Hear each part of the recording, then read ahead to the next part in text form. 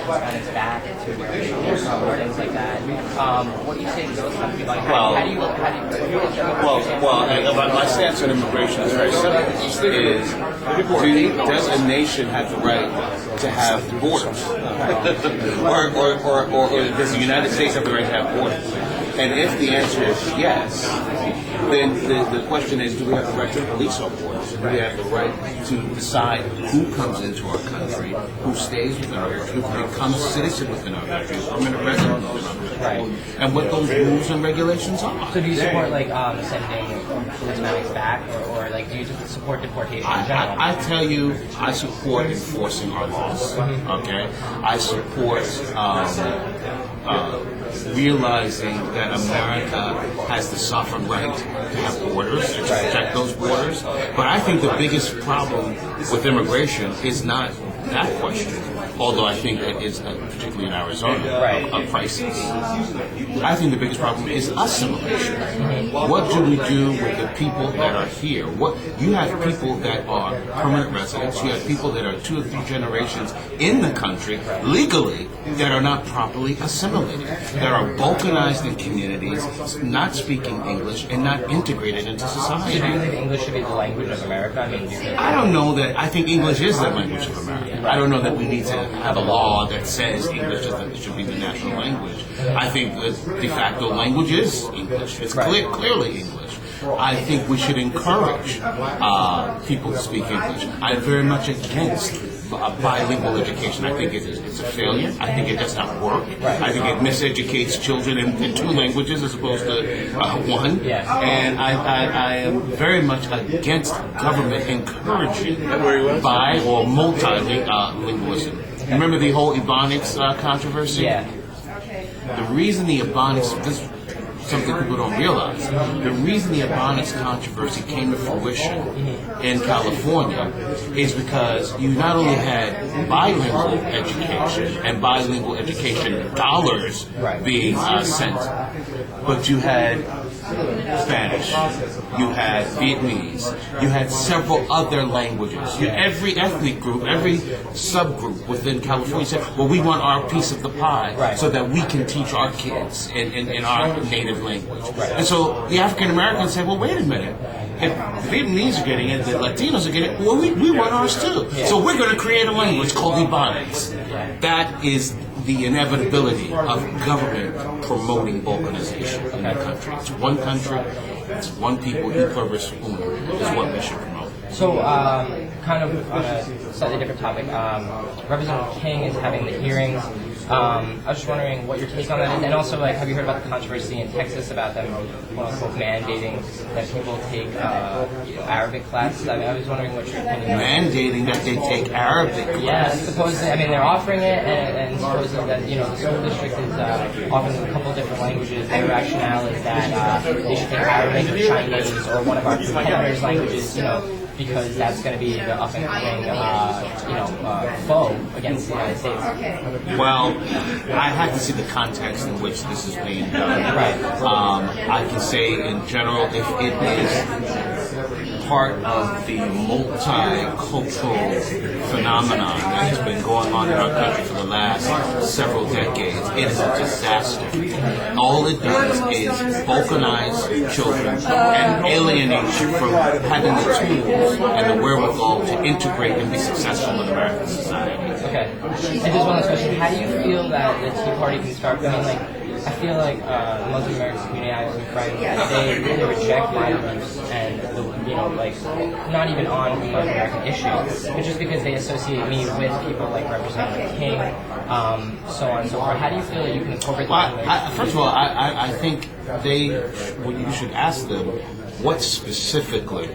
Not, Obama, when he was on O'Reilly, had a really good statement. He is very good with words.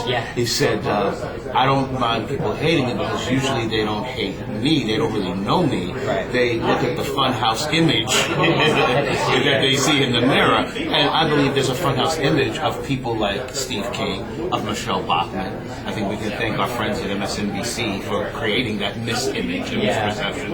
What you should do is don't run away from from your Arab American or Muslim American friends, confront them and say, be specific.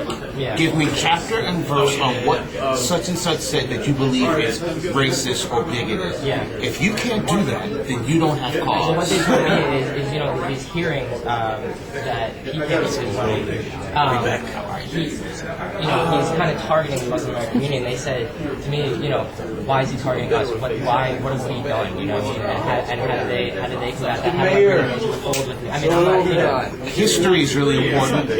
During World War I, there was a time that there were special provisions made for German American citizens. Right. Okay? Germans have been in this country as long as we've been a country, before we were a country. Right. In fact, it was debated during the Constitutional Convention, should we make German? Exactly, because there were so many Yeah, I was Germans just here. talking about that. Nevertheless, when we went to war with the Kaiser in World War I, German Americans, we have to be careful with these things, obviously. Right.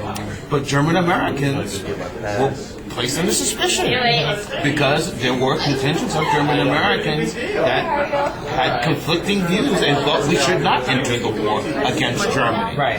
Give them that education. Don't take it personally. There is an Islamic jihad war, global war, that we are engaged in. Yeah. That is a reality check. It's not radical Hindu. It's not radical Mormonism. Right. It's radical Islam. You know?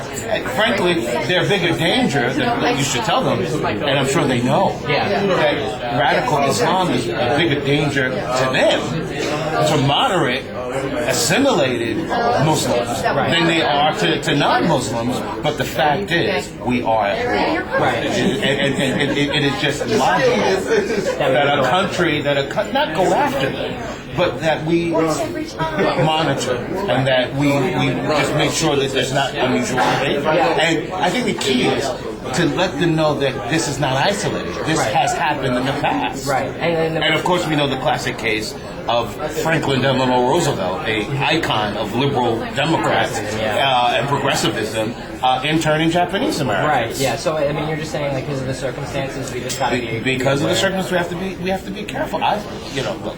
Because they talk to me, I mean, they know, like, I support Tea Party policies and things like that, and they say, what about our freedoms? What about, our rights as American citizens? And is the government now invading on our rights? Like, they try and tap into that in my mind.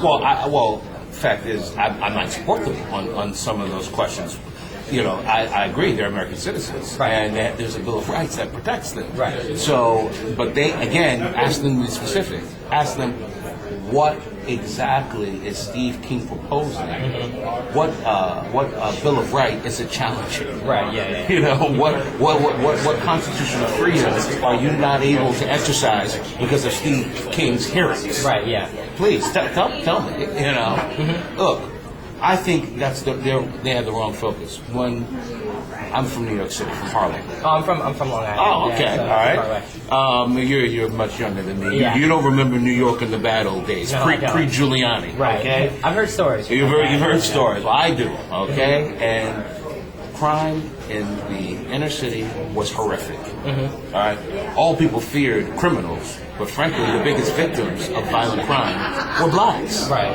And as an African American, I knew who disproportionately the criminals were. Right. And it would be foolish of me to think that practical law enforcement would not also take into account who the disproportionate criminals were during that era. Do you feel like they were particularly targeting, like, African Americans, or do you think that it was just... No, I think they were targeting criminals. Yeah. It wasn't racial profiling, it was criminal profiling. Yeah.